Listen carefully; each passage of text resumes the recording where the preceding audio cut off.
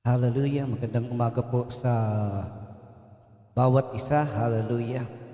Let us continue to have this day belong to the Lord. Let us surrender this day everything that we are going to do, lahat ng gagawin, lahat ng mga plano, ipagkatiwala natin sa ating Diyos na buhay. Magandang umaga po sa bawat isa. Hallelujah. Patuloy tayong magbigay galang sa ating Panginoon, magbigay ng respeto, banal na pagkatakot. Hallelujah. Let us all give God the undivided attention to His Word, to His message, and higit sa lahat, sa Kanyang presensya sa ating buhay. Ang pinaka-connection natin sa Panginoon in our relationship is the Word. As long that there is communication, then relationship exists. Alam natin yan. Kaya nga pag may nagtampuhan, hindi nag-uusap. No? So pag nagkaroon ng problema sa relasyon, then communication stops. So pag tayo ay hindi nakikipag-communicate kay God, hallelujah. Pero hindi naman sa partner. Kapag yung isang tao, hallelujah, kapag yung isang tao na nagtatampo sa isa, kapag hindi siya kinausap, no? So nadidisrupt yung communication. Hindi pwedeng one way. Ibig sabihin, isa lang nagsasalita at yung isa hindi nakikinig. Kailangan two-way, no? So that we will understand God. Napakaganda ng aklat ng sulat ni Pablo sa mga taga-Roma sapagkat pinapaliwanag ito in details yung ating kaligtasan, yung sakripisyong ginawa ni Kristo, yung bunga ng kanyang sakripisyo at kung paano natin makakamtan ang kanyang kaligtasan. Sabi nga sa Romans chapter 8, assured us that we are more than conqueror. Why? So number 1, because God is sovereign. Number 2, sabi nga, God assures His love. Number 3, God assures His what we call the salvation. At syempre, the Holy Spirit, who is the third person in the Holy Trinity, is with us. No? Nasa buhay natin siya. At ang ganyang bahagi ay yung tinatawag nating intercession. Okay? And then sabi nga natin, chapter 9 talks about the sovereignty of God, yung kanyang pagpili sa atin. Ibig sabihin, when the Lord chose me, when the Lord chose you, that is God's full decision. No? At tunay nga, in case na hindi man tayo karapat dapat sa Lord, kahit nasabi nga natin hindi tayo makasalanan, God made a way so that we can meet His standard. No? Hindi sa ating mga gawa, kundi sa pamamagitan ng pananalig kay Kristo. And then chapter 10, now, in Christ alone. Ibig sabihin, pinaliwanag dito ni Pablo kung paano tayo maliligtas, kung paano ang ating pananalig sa Panginoon, paano natin isasagawa. How can we open our lives to the Lord? How can we open the door of our heart to the Lord Jesus Christ? So dito makikita natin sa Romans chapter 10, no, yung mga steps, yung mga hakbang para maranasan natin, ma-experience natin so that we can experience the full mercy, grace, and salvation of our Lord. Hallelujah. Kaya mga kapatid, hindi ko sinasabi magpuya. Ang ibig ko lang sabihin, be ready na baka pagdating nyo, paggising nyo sa umaga, kasama na natin ang Panginoon. Hallelujah. So to, praise God, at patuloy po tayong lumapit sa Panginoon. Glory to God. At ating paalala ko lamang po, yung tinatawag nating prayer list, family prayer list, no? Nanawagan po tayo sa bawat isa. If you want to be included in our daily prayer list, padala nyo through messenger yung inyong family picture, no? So that we will know, we will recognize the faces that we can pray to the Lord. Hallelujah. Praise God. Psalm 27 of David. The Lord is my light and my salvation. Whom shall I fear? The Lord is the stronghold of my life. Of whom shall I be afraid? When evildoers assail me to eat up my flesh, my adversaries and foes, it is they who stumble and fall. Though an army encamp against me, my heart shall not fear. Though war arise against me, yet I will be confident. One thing have I asked of the Lord, that will I seek after, that I may dwell in the house of the Lord all the days of my life, to gaze upon the beauty of the Lord, and to inquire in his temple. For he will hide me in his shelter in the day of trouble. He will conceal me under the cover of his tent. He will lift me high upon a rock. And now my head shall be lifted up above my enemies all around me. And I will offer in his tent sacrifices with shouts of joy. I will sing and make melody to the Lord. Hear, O Lord, when I cry aloud. Be gracious to me and answer me. You have said, seek my face. My heart says to you, your face, Lord, do I seek. Hide not your face from me. Turn not your servant away in anger. O you who have been my help, cast me not off. Forsake me not, O God of my salvation. For my father and my mother have forsaken me, but the Lord will take me in. Teach me your way, O Lord, and lead me on a level path because of my enemies. Give me not up to the will of my adversaries, for false witnesses have risen against me, and they breathe out violence. I believe that I shall look upon the goodness of the Lord in the land of the living. Wait for the Lord, be strong, and let your heart take courage. Wait for the Lord.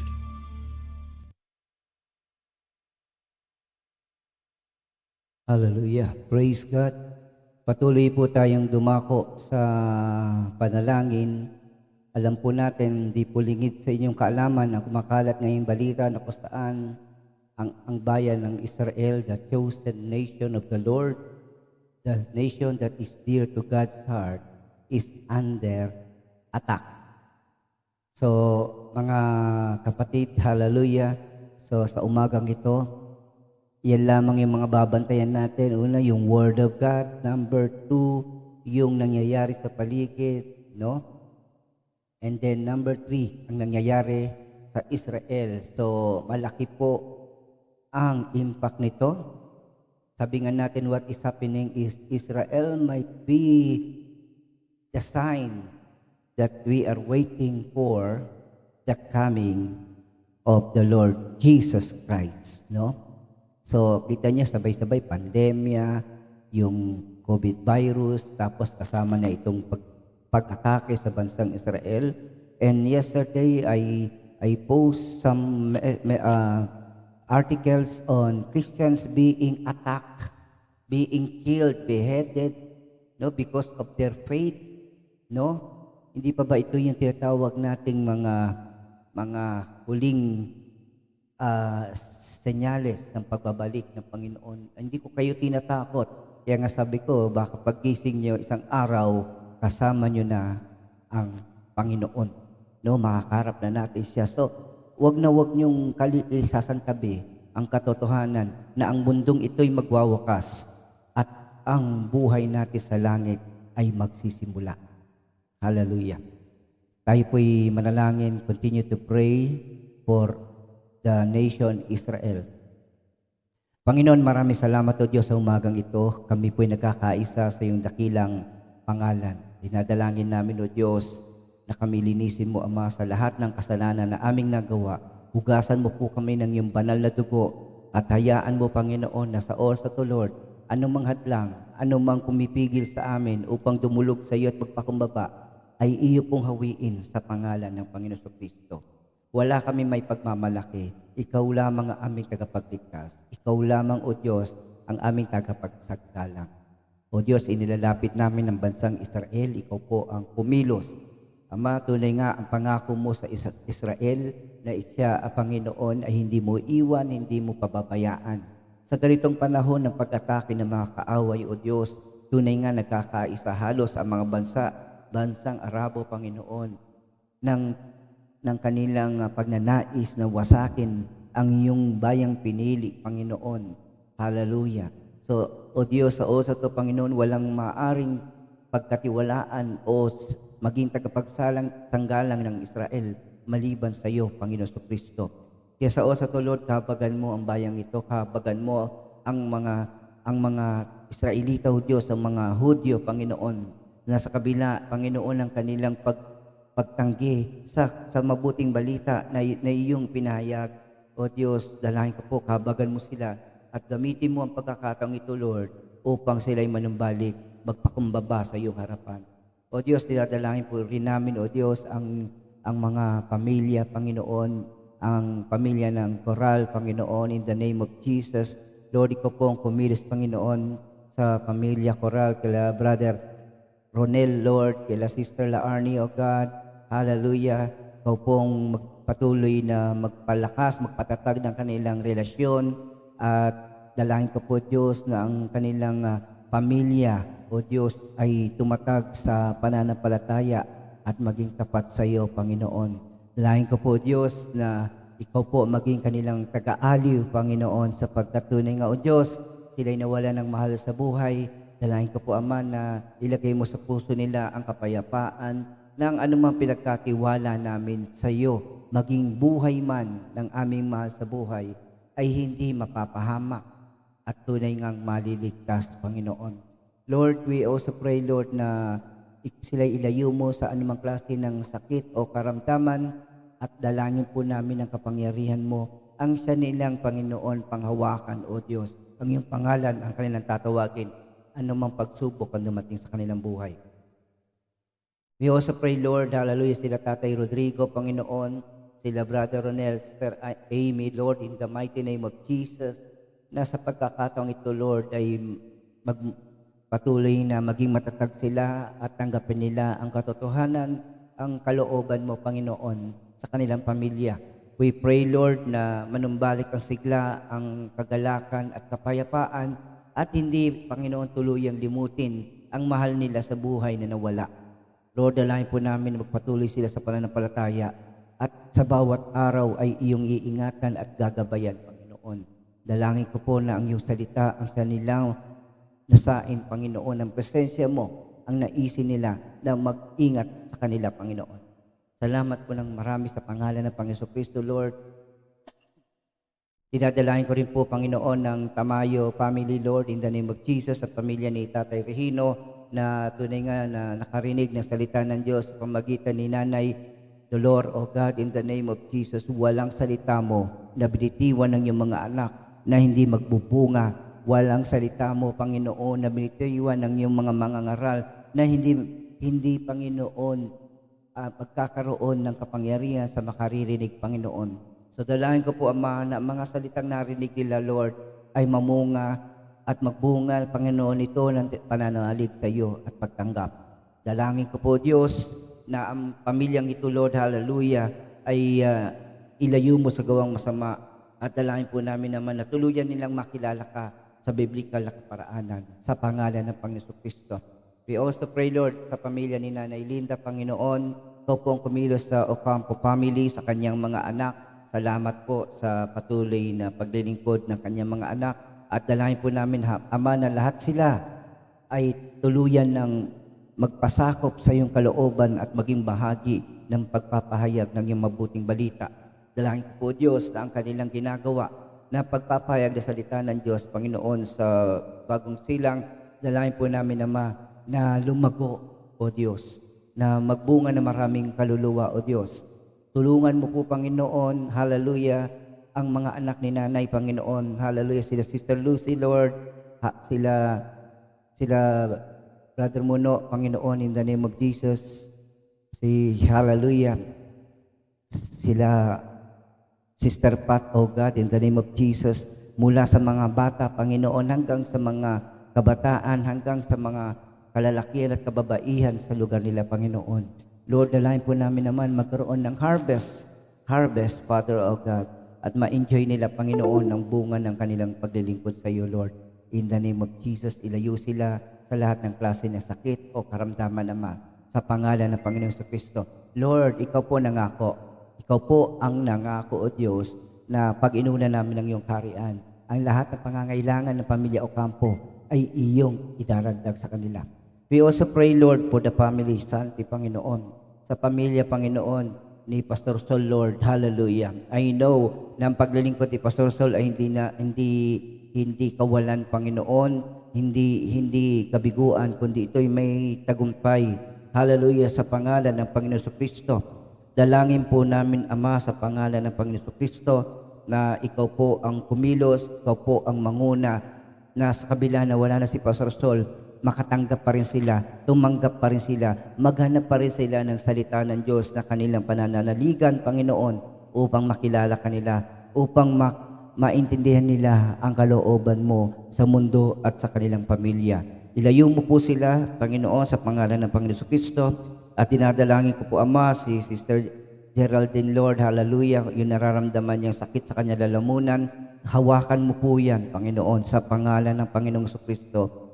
We speak instant healing sa throat niya yan, anumang infection, anuman ang nararamdaman niya, Ama, sa pangalan ng Panginoong Kristo. And continue, Lord, continue, O God, to protect the Santi family, Peralta family, Bernardino family, Balionado family, Lord, from any kind of sickness and diseases, in the name of Jesus Christ. We also pray, Lord, for our barangay, ang council, Panginoon, ni Brother Jim Boy Balyad. Lord, ikaw po ang kumilos, tinataas namin sila. You have seen their service, you have seen their faithfulness and loyalty. You have seen, Lord, hallelujah, yung kanilang undivided attention, Panginoon, sa kanilang mga tungkulin. Tunay nga, O Diyos, sa pangalan ng Panginoon Kristo, I know, Lord, you will appreciate the effort of these people. So I pray, I speak blessing upon the whole council, Panginoon, ni Brother Jimboy, Panginoon. Lord, sa kanyang makagawad at sa kanyang barangay staff, Lord, in the name of Jesus. Lord, secure them, protect them from any infection as they do their service to our barangay. In the name of Jesus Christ. We also pray, Lord, for Peralta family, O God, hallelujah. Ngayon, patuloy kang kumilos, mag-ingat sa kanilang pagpasok sa trabaho hanggang sa pag-uwi, sa kanilang mga businesses, Lord. Bless them, Lord, in the name of Jesus. Ano man ang gawin nila sa loob at labas ng bahay, continue to bless them, Lord. Tunay nga, Panginoon, hayaan mong ma-enjoy nila ang pananalig, Panginoon, na kanilang tinanggap sa pamagitan, Panginoon, ni Pastor Sol at ng kanilang kanilang ina na si Sister Letty, Lord, in the name of Jesus. And I pray that the family of Peralta, Lord, will stand to the faith, Lord, live according to the faith, and Lord, maging buhay nila ang paglilingkod sa iyo sa pangalan ng Panginoon Kristo. We also pray, Lord, for Nolasco family. Ikaw po ang manguna, kumilos sa kanila kay Brother Jack. Lord, I pray for your protection. I pray, Lord, for your shield, O God, against COVID-19 sa kanyang pagpasok at pag-uwi. And I pray, Lord, hallelujah, sa pangalan ng Panginoon Kristo, patuloy siyang magpakalalim sa iyo. Lord, give him time to listen to your word. Give him time, Lord, to worship you. Allow him, Lord, at tunay nga, Panginoon, pangunahan niya kanyang pamilya. Lord, I pray for Sister Christine, Lord, na yung kanyang work ngayon, there will be more opportunities of sharing the word of God. I pray, Lord, that you have placed her in that company for the specific purpose of sharing the gospel. And the rest, Lord, hallelujah, secondary na lamang, Panginoon. I pray, Lord, na hindi siya lumagpas sa boundary, Panginoon, ng faith at ng legalism, Lord, in the name of Jesus. Na tunay nga, Panginoon, na ang kanyang ma-convey sa company ay ang relationship, not the religious act, not the religion or any name beyond the name of Jesus Christ. So Lord, I pray, bless her, Lord, in that company, and bless that company because you place your people in that company. So Lord, nothing is accident. All things work together for good to those who loves you.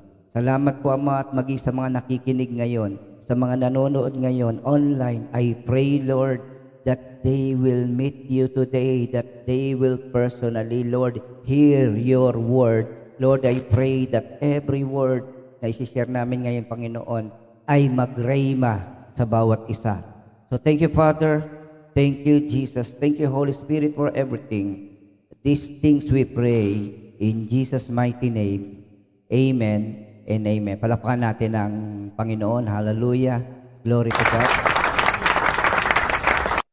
Hallelujah. Praise God. So ang ating pag-uusapan ngayon is all about in Christ alone. So yan ang pinakatema ng chapter 10 ng Roma, no? So in focus to Jesus Christ, in focus on salvation. Hallelujah. Ito ang pinaka gustong sagutin ng Romans chapter 10. How can we be saved? Paano ba tayo maligtas? Sasabihin natin, alam ko na yan, pastor. Ilang daang beses ko nang narinig yan. Kapatid, walang problema doon. The biggest question is, do you understand the cost, the sacrifice of saving your soul, of our lives? No, sabi nga, hindi tayo nabili, hindi tayo tinubos sa isang napakamurang halaga. Tayo, sabi nga, ano ba ang mapapala ng tao kung ang lahat man ng kayamanan sa mundo ay makamtan niya, pero ang kapalit naman nito ay ang kanyang kaligtasan. No treasures on this planet, kahit pagsama-samahin mo ang kayamanan sa mundong ito na magiging sapat para ikaw ay maligtas. No treasures, no amount of treasure. Kahit lahat ng treasure sa mundo will not be able to save a single soul. So tandaan niyo po yan. Sapagkat marami po na hindi nila pinapahalagahan yung kaligtasan, yung effort ng Diyos. Kaya ang bilis nilang malaglag, ang bilis nilang matisod, ang bilis nilang bumigay. Okay? So, kung talagang naintindihan ng mga Kristiyano ang patungkol sa Panginoon at sa kanyang pagliligtas, walang Kristiyanong manlalambot o manghihina. Walang Kristiyanong matitisod. Lahat ay matatag. Amen po ba? Hallelujah. Palakpakan natin ang Panginoon. So, tatlong bagay ang binibigyan ng diin ni Pablo sa Romans chapter 10. Tatlo pong bagay, ha? Number 1, sabi nga natin, Christ alone is our righteousness. Ibig sabihin, tanging si Kristo lamang ang ating tagapagligtas, ang ating kaligtasan. So, ang lahat ay nagsisimula kay Kristo. No? So, tanda po natin yan. So, unang-una, Christ alone is our righteousness. Why don't you place that in the comment section? Ang tatlong diin na ito.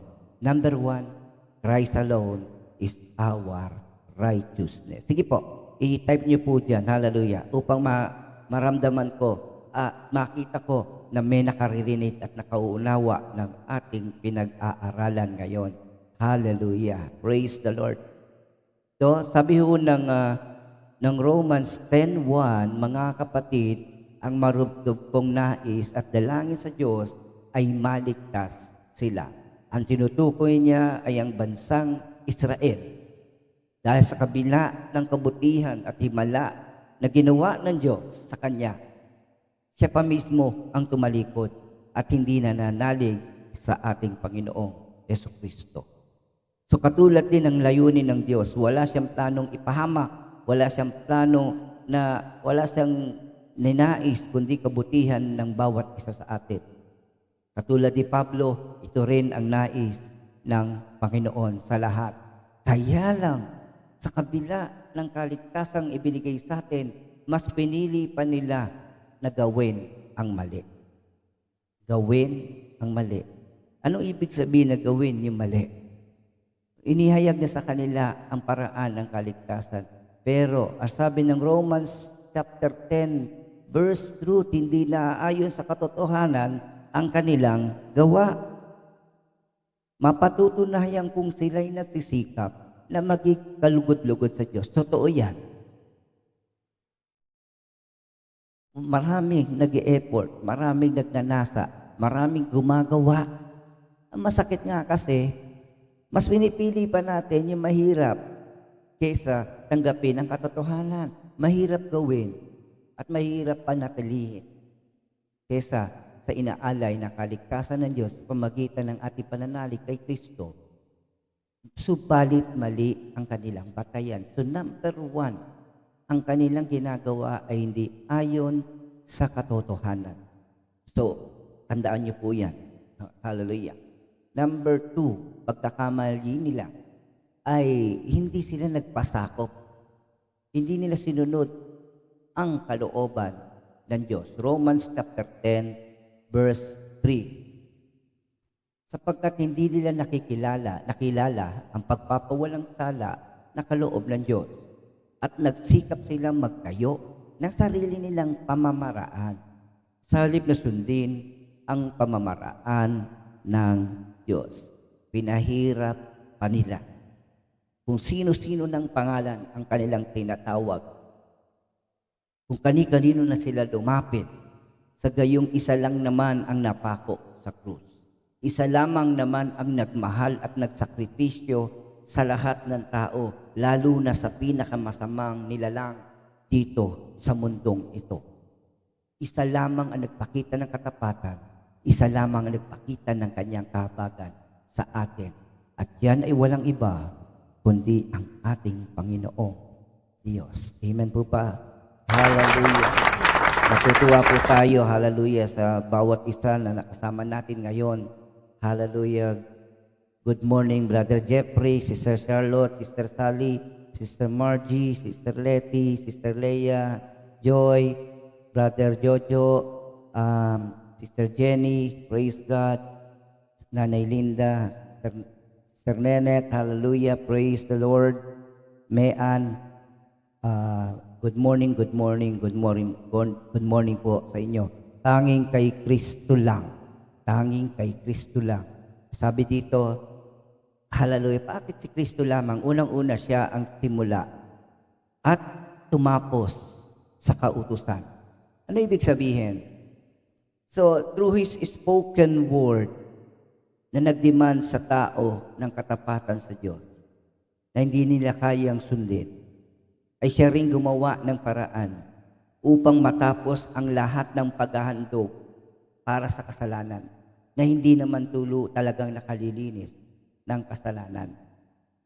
Siya lang ang tumapos sa lahat ng mga bagay, pumutol sa kapangyarihan ng kasalanan sa ating buhay. Hallelujah. Si Kristo ang hangganan ng kautusan at sa gayon ang sinumang nananalig sa Kanya ay pawawalang sala.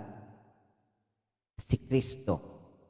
Kaya tataka kayo, hindi na naghahandog ng tupa, ng kordero sa templo, sapagkat tinapos na yan ni Kristo Jesus. Hallelujah. Ang kanyang handog na isang beses lang niya ginawa ay sapat na para sa lahat ng kaluluwa sa buong mundo na tanging yung mga nananalig lamang sa Kanya. Hallelujah. So, mga kapatid, bakit si Kristo lamang ang ating katwiran, kaligtasan, sapagkat una, siya ang pumirma, siya ang tumapos sa tinatawag nating hinihingi ng kautusan. Hindi niya sinira, kundi tinupad niya ang kailangan para maligtas ang tao sa pamagitan ng sakripisyo ni Kristo sa krus ng Kalbaryo. Hallelujah.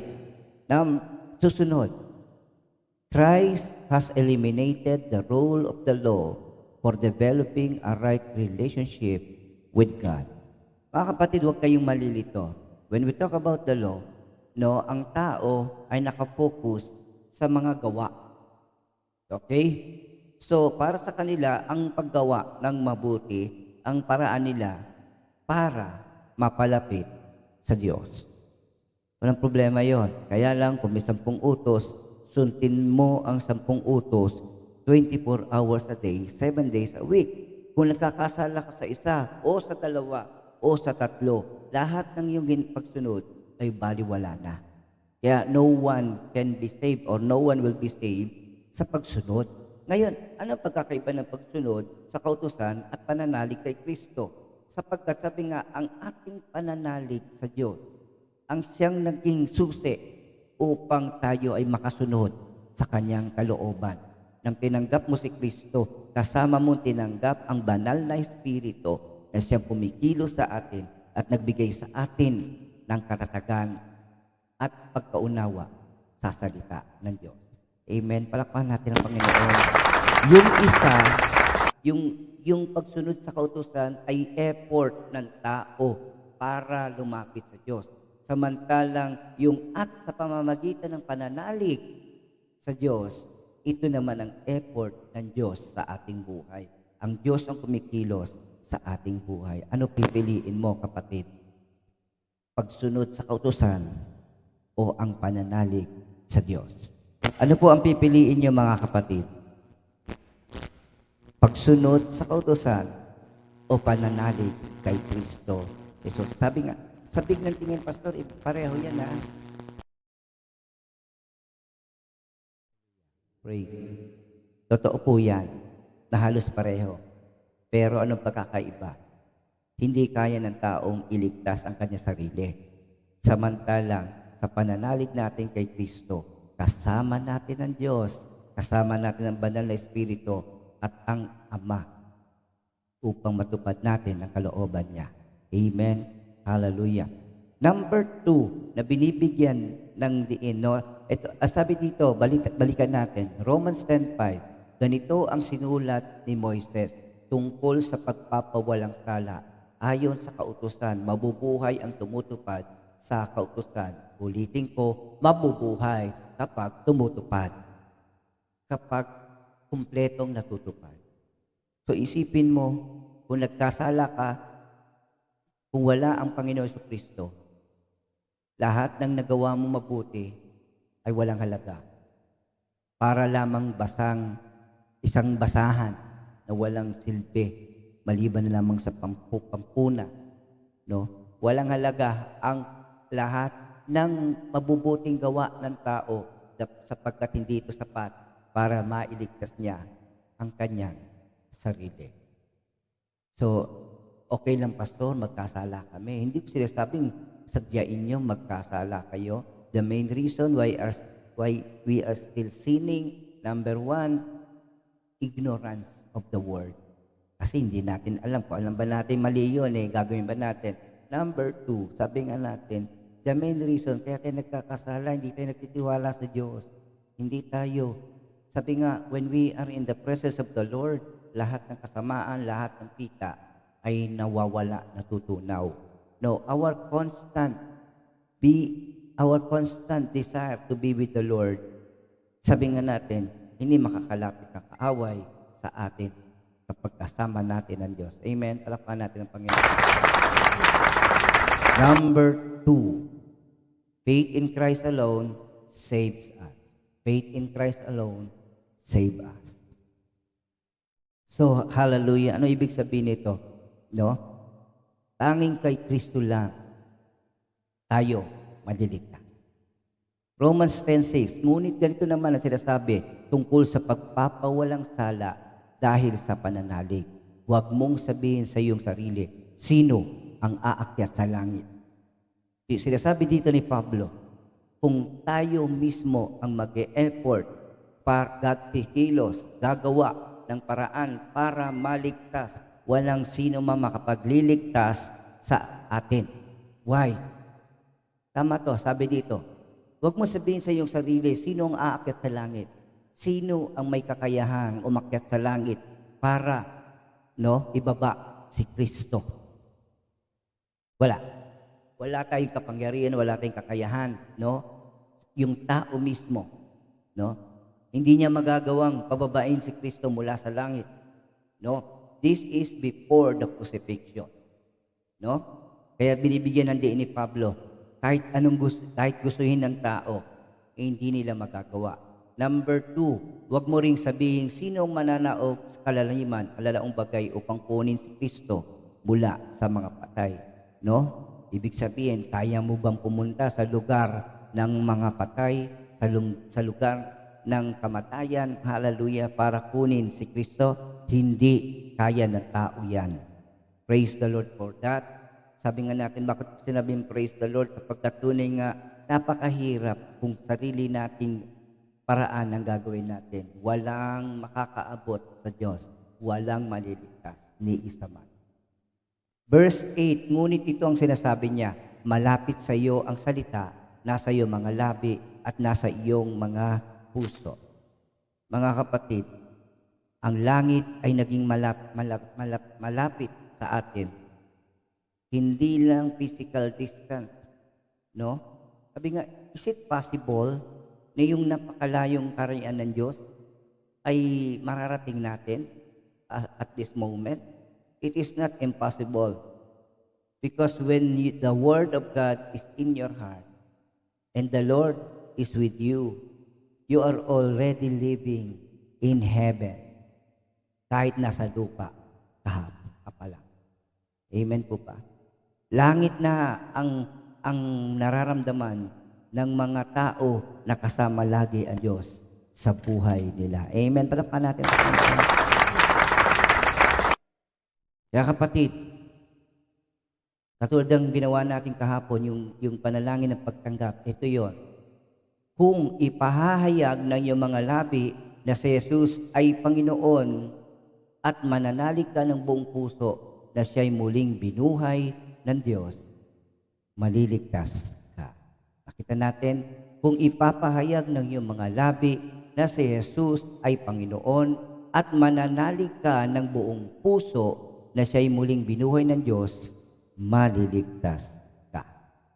Hallelujah. Romans 10:10, sapagkat nananalig ang tao sa pamagitan ng kanyang puso at sa gayoy napawawalang sala at nagpapahayag sa pamagitan ng kanyang labi at sa gayoy naliligtas siya.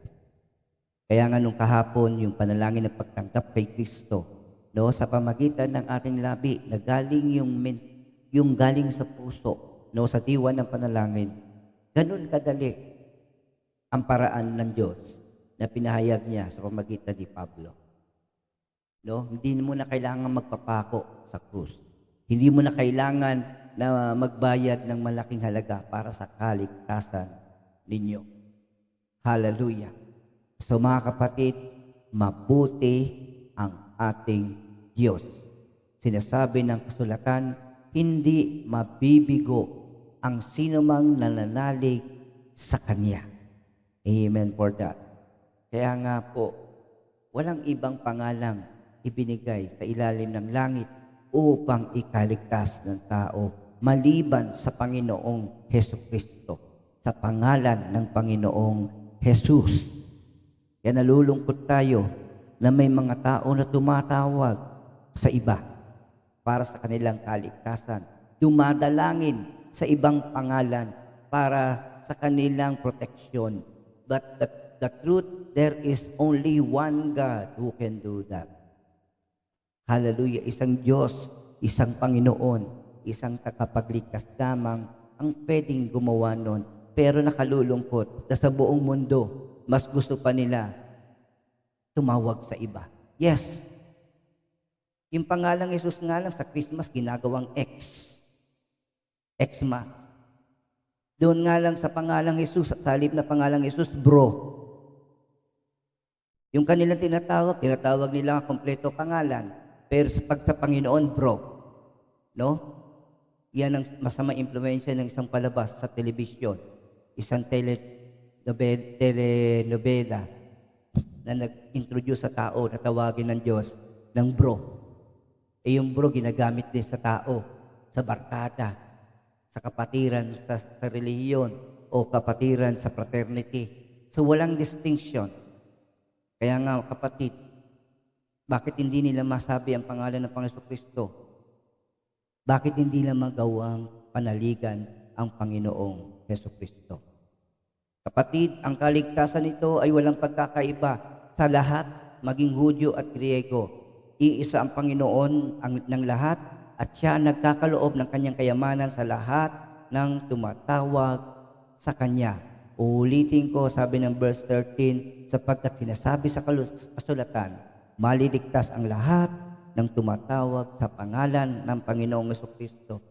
Isipin nyo, tanggapin mo ang Panginoon, kasama ang langit ay magiging tahanan natin. Ang langit ang magiging mana natin, mga kapatid. Amen. Palakpakan natin ang Panginoon. Hallelujah. Ang bilis ng oras. So, hindi natin matatapos ito. But, huwag niyo pong kalilimutan, mga kapatid, yung binibigyan ng diin ng pag-aaral na ito. Number 1, hallelujah, Christ alone is our righteousness. And then, yung number 2, faith in Christ alone saves us. So bukas, pag-uusapan natin yung ikatlong punto ni Pablo sa Romans chapter 10.